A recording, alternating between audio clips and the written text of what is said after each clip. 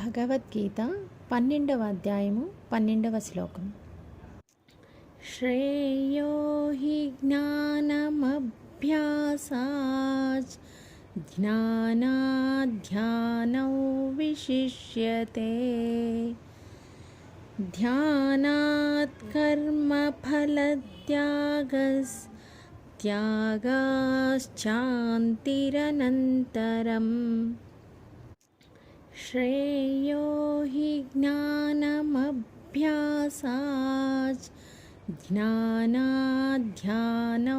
विशिष्यते ध्यानात् कर्मफलत्यागस् त्यागाश्चान्तिरनन्तरम्. श्रेयो हि ज्ञानमभ्यासात्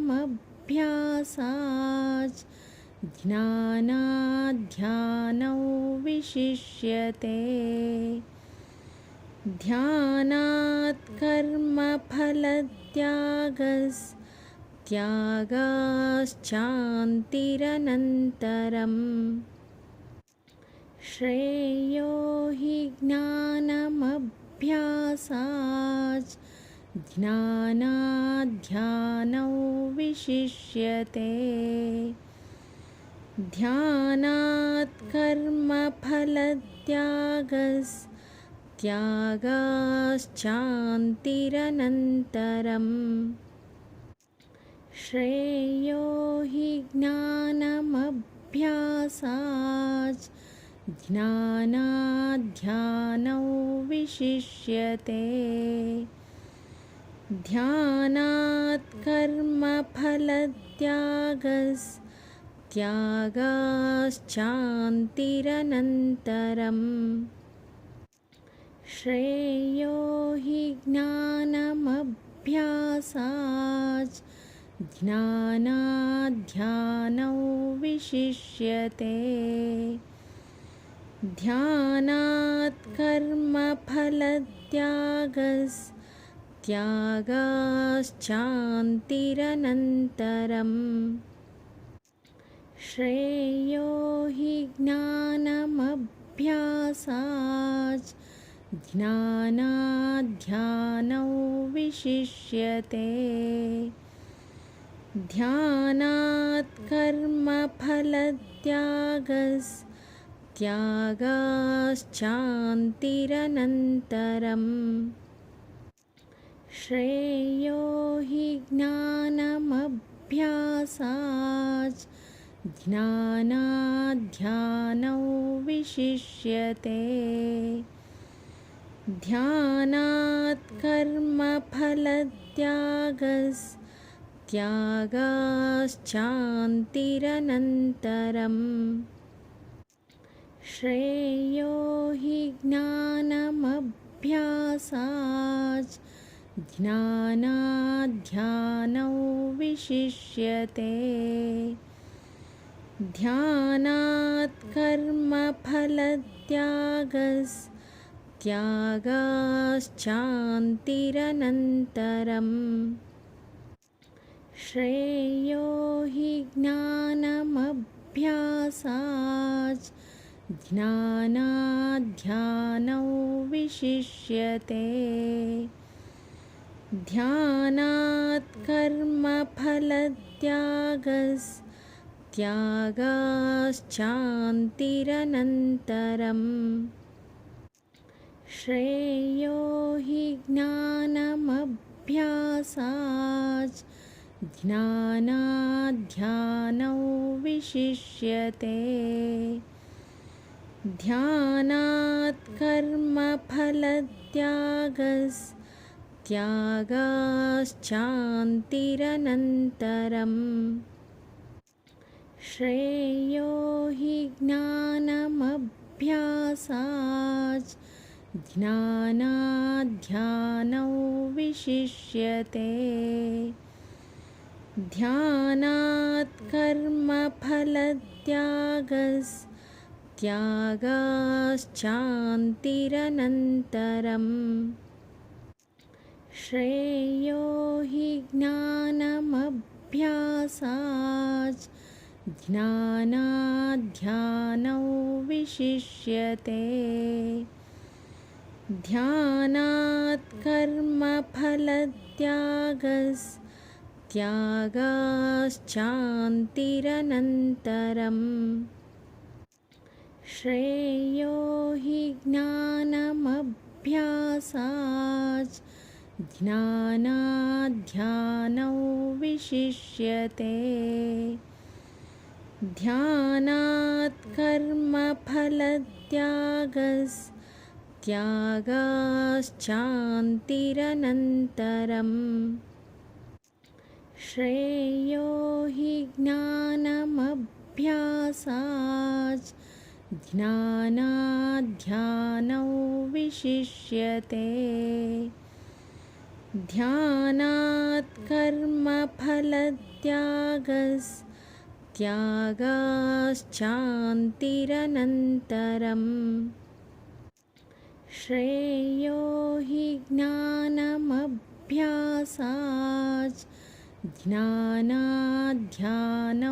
विशिष्यते ध्यानात् कर्मफलत्यागस्त्यागाश्चान्तिरनन्तरम् श्रेयो हि ज्ञानमभ्यासाच् ज्ञानाध्यानौ विशिष्यते ध्यानात् कर्मफलत्यागस्त्यागाश्चान्तिरनन्तरम् श्रेयो हि ज्ञानमभ्यासाच् ज्ञानाध्यानौ विशिष्यते ध्यानात् कर्मफलत्यागस्त्यागाश्चान्तिरनन्तरम् श्रेयो हि ज्ञानमभ्यासाच् ज्ञानाध्यानौ विशिष्यते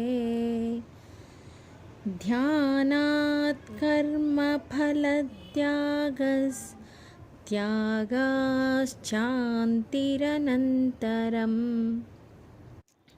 श्रेयो हि ज्ञानमभ्यासाच् ज्ञानाध्यानौ विशिष्यते ध्यानात् कर्मफलत्यागस्त्यागाश्चान्तिरनन्तरम् श्रेयो हि ज्ञानमभ्यासाच् ज्ञानाध्यानौ विशिष्यते ध्यानात् कर्मफलत्यागस्त्यागाश्चान्तिरनन्तरम् श्रेयो हि ज्ञानमभ्यासाच् ज्ञानाध्यानौ विशिष्यते ध्यानात् कर्मफलत्यागस्त्यागाश्चान्तिरनन्तरम्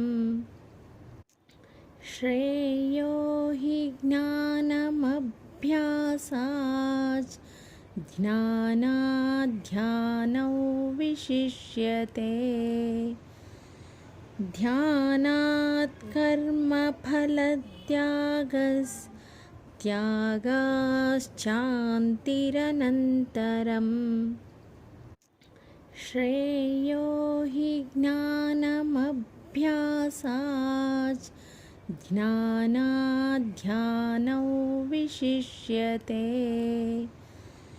ध्यानात् कर्मफलत्यागस्त्यागाश्चान्तिरनन्तरम् श्रेयो हि ज्ञानमभ्यासाच् ज्ञानाध्यानौ विशिष्यते ध्यानात् कर्मफलत्यागस्त्यागाश्चान्तिरनन्तरम् त्यागाश्चान्तिरनन्तरम् श्रेयो हि ज्ञानमभ्यासाच् ज्ञानाध्यानौ विशिष्यते ध्यानात् कर्मफलत्यागस्त्यागाश्चान्तिरनन्तरम् श्रेयो हि ज्ञानमभ्यासाच् ज्ञानाध्यानौ विशिष्यते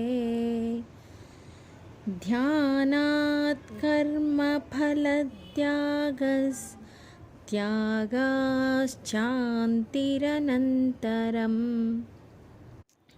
श्रेयो हि ज्ञानमभ्यासाच् ज्ञानाध्यानौ विशिष्यते ध्यानात् कर्मफलत्यागस्त्यागाश्चान्तिरनन्तरम् श्रेयो हि ज्ञानमभ्यासाच् ज्ञानाध्यानौ विशिष्यते ध्यानात् कर्मफलत्यागस्त्यागाश्चान्तिरनन्तरम् श्रेयो हि ज्ञानमभ्यासाच् ज्ञानाध्यानौ विशिष्यते ध्यानात् कर्मफलत्यागस्त्यागाश्चान्तिरनन्तरम् श्रेयो हि ज्ञानमभ्यासाच् ज्ञानाध्यानौ विशिष्यते ध्यानात् कर्मफलत्यागस्त्यागाश्चान्तिरनन्तरम्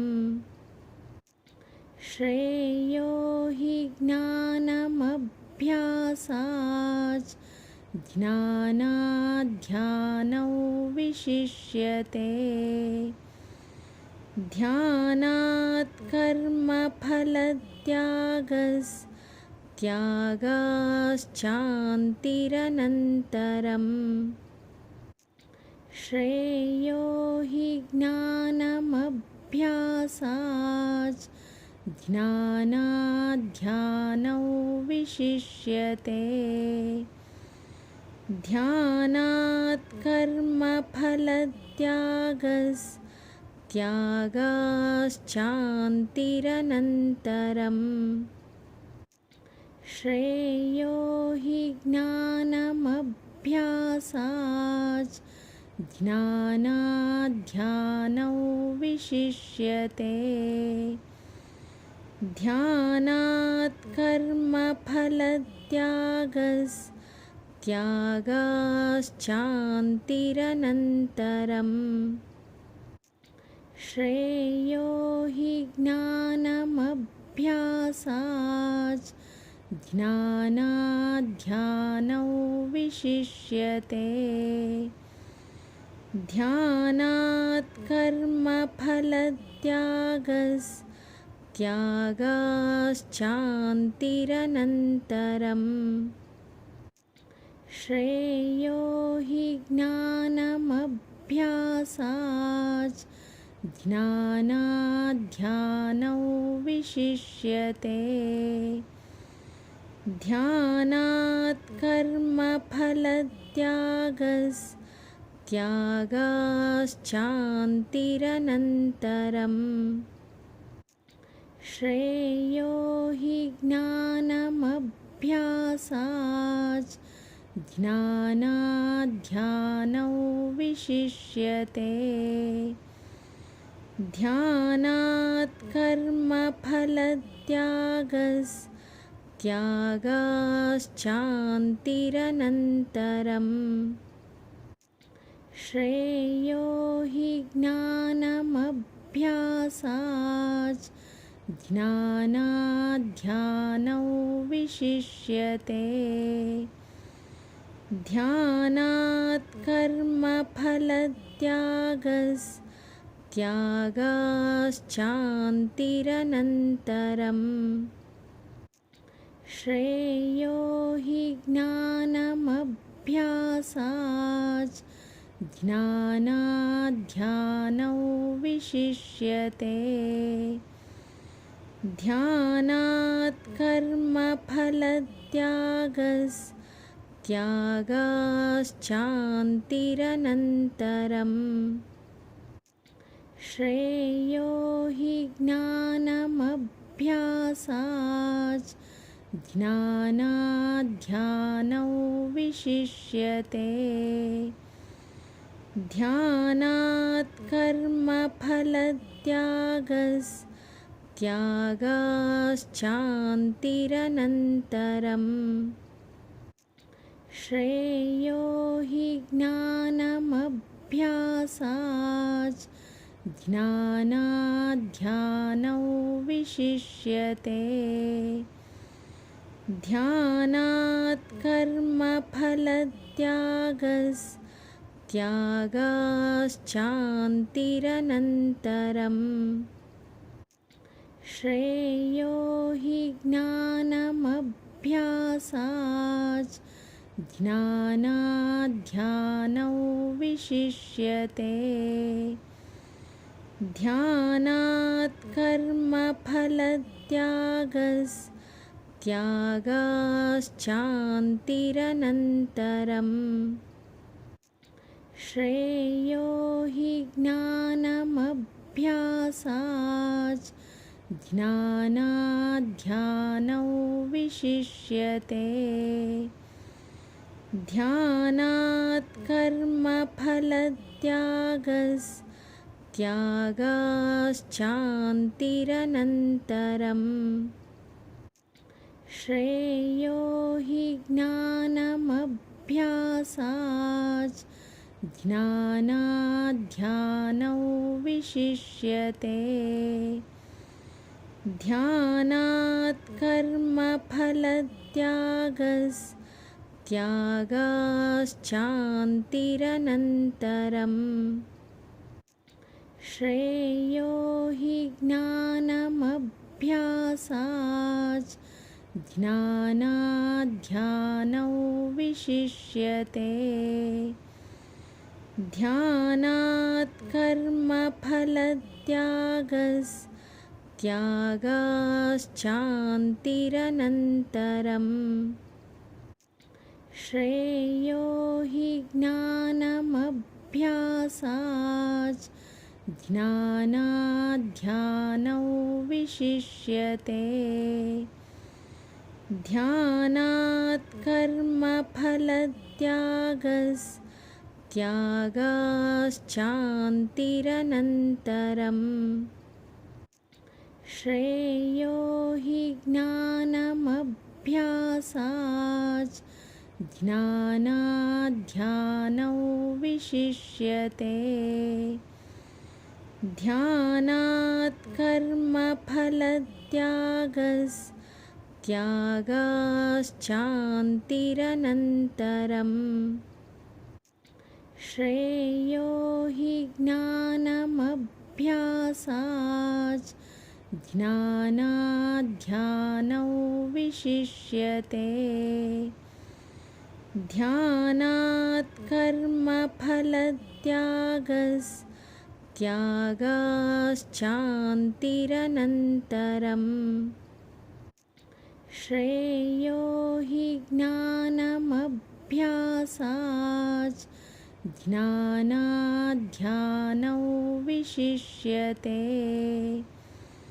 ध्यानात् कर्मफलत्यागस्त्यागाश्चान्तिरनन्तरम् श्रेयो हि ज्ञानमभ्यासाच्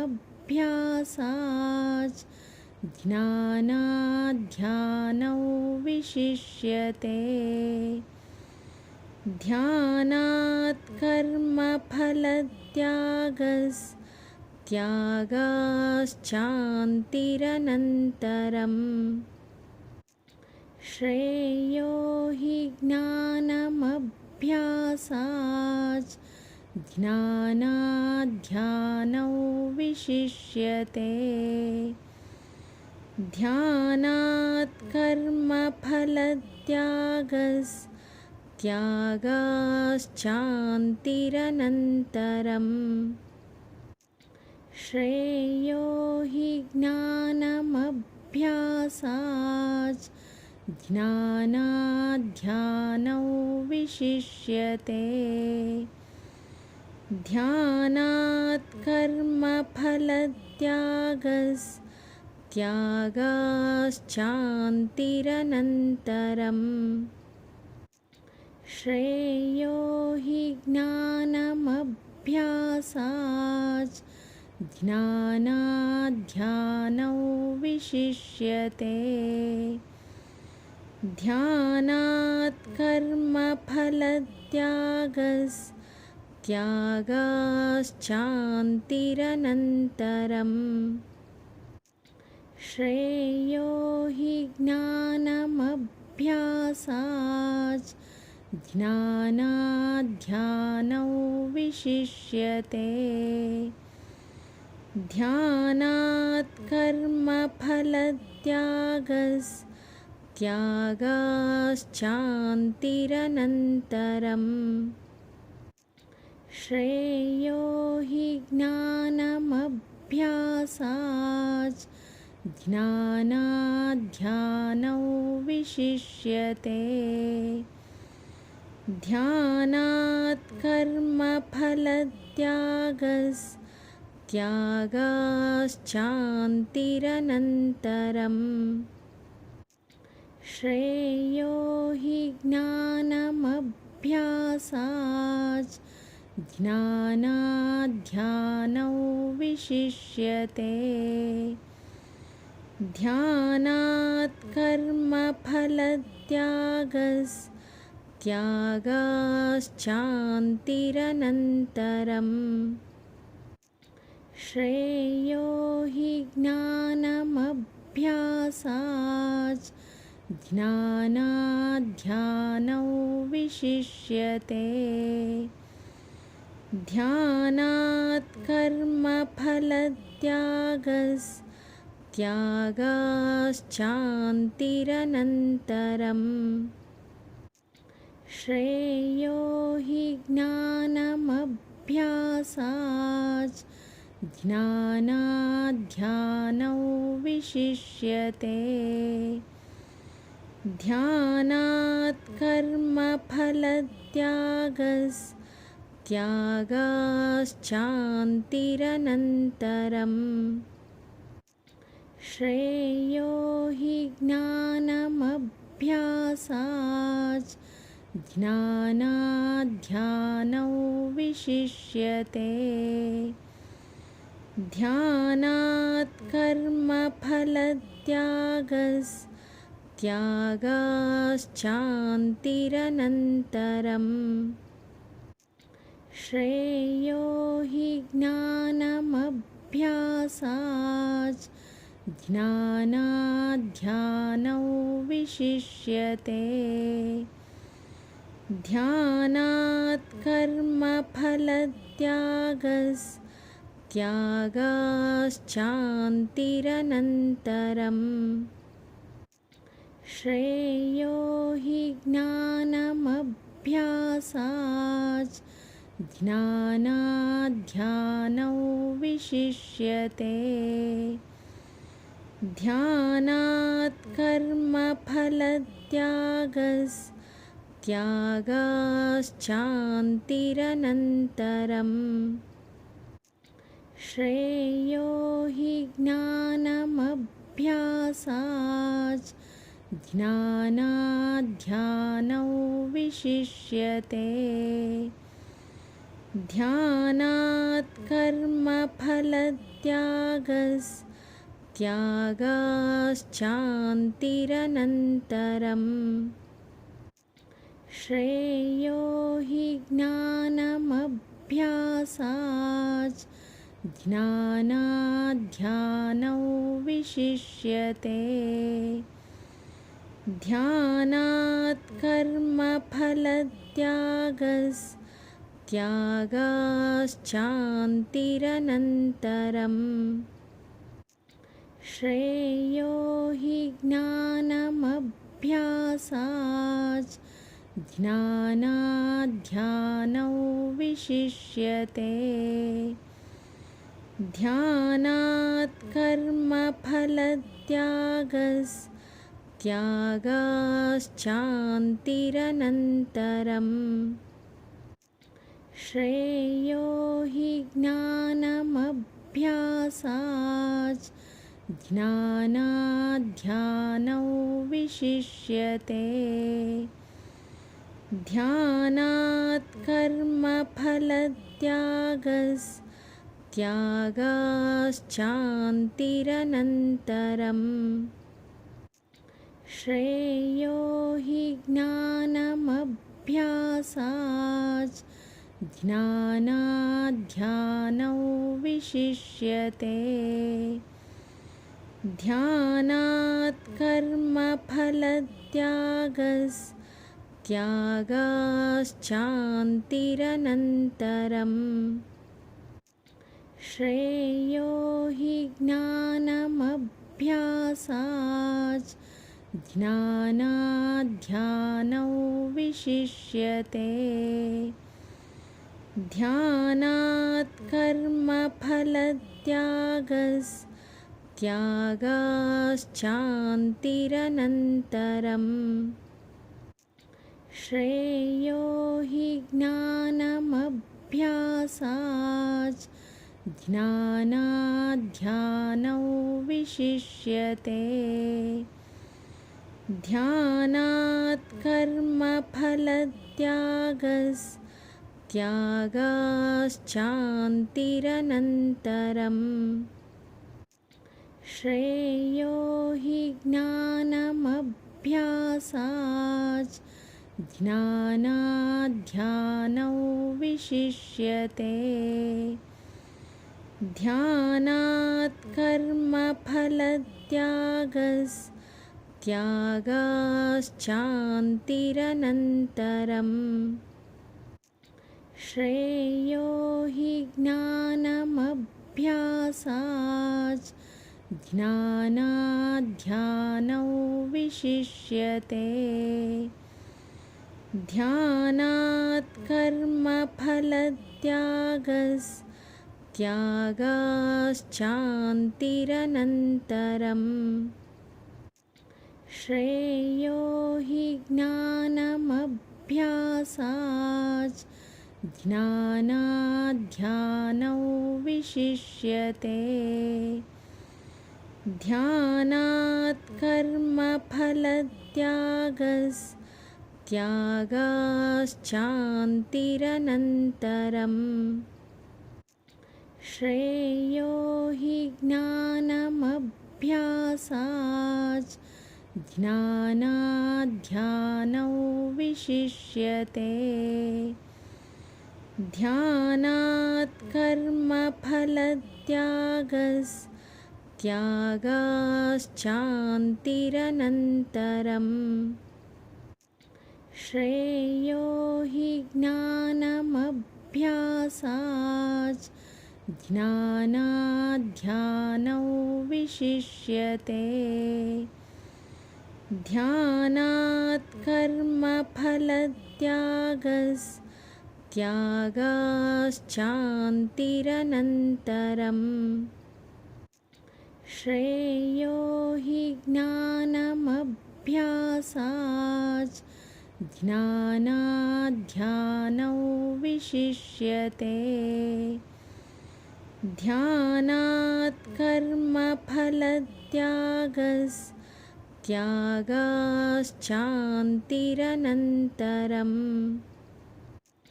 श्रेयो हि ज्ञानमभ्यासाच् ज्ञानाध्यानौ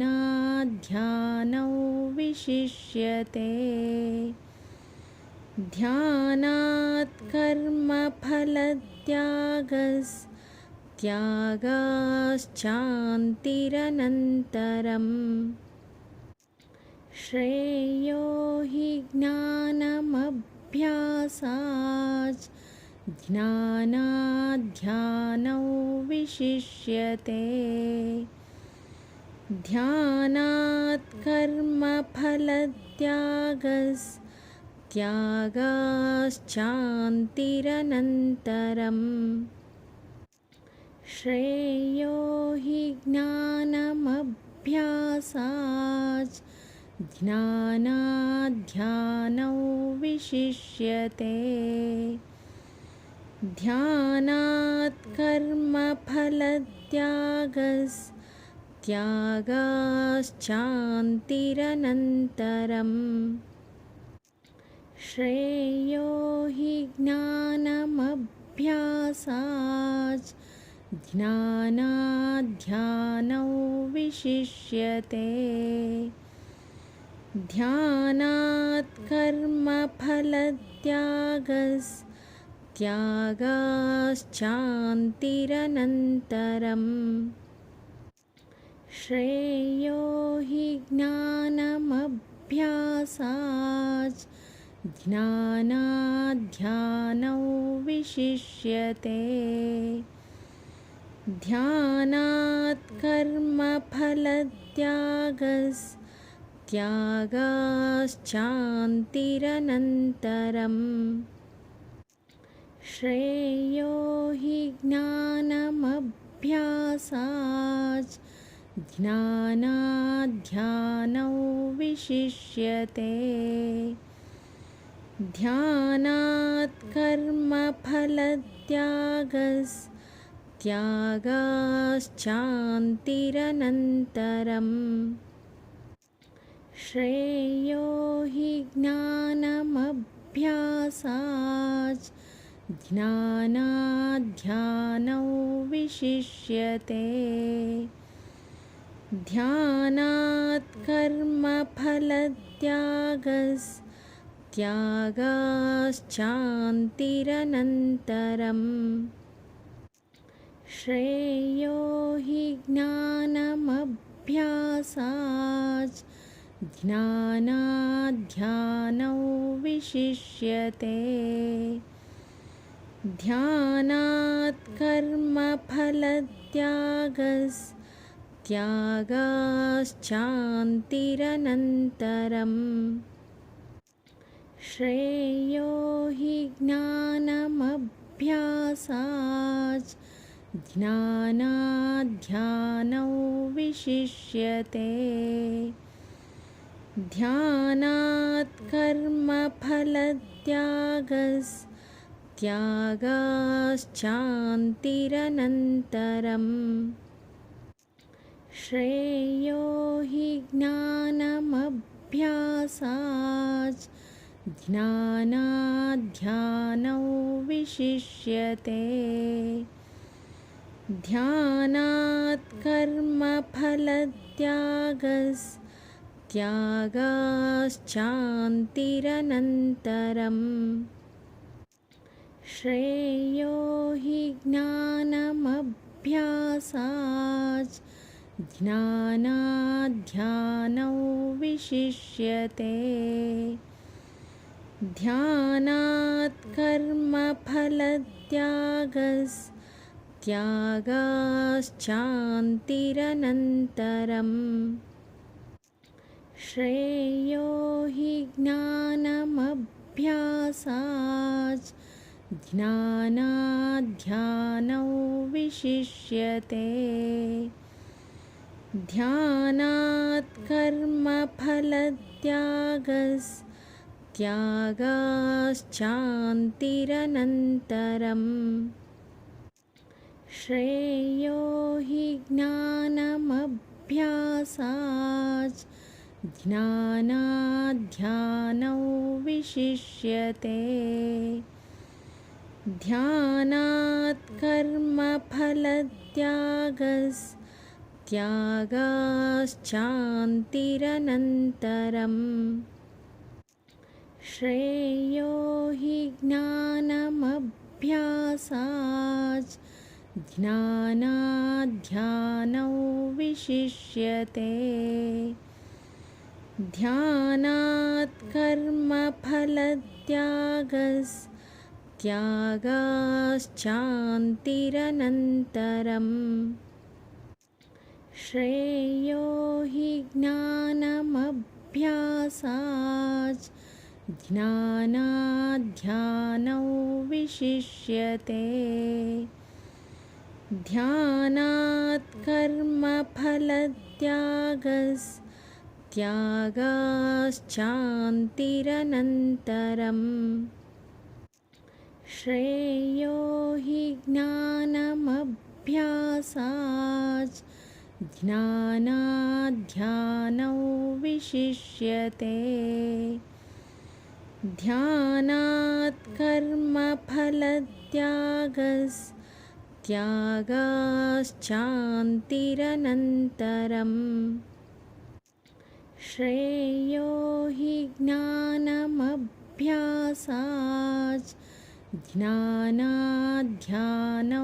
विशिष्यते ध्यानात् कर्मफलत्यागस्त्यागाश्चान्तिरनन्तरम् श्रेयो हि ज्ञानमभ्यासाच् ज्ञानाध्यानौ विशिष्यते ध्यानात् कर्मफलत्यागस्त्यागाश्चान्तिरनन्तरम् श्रेयो हि ज्ञानमभ्यासाच् ज्ञानाध्यानौ विशिष्यते ध्यानात् कर्मफलत्यागस्त्यागाश्चान्तिरनन्तरम् श्रेयो हि ज्ञानमभ्यासाच् ज्ञानाध्यानौ विशिष्यते ध्यानात् कर्मफलत्यागस्त्यागाश्चान्तिरनन्तरम्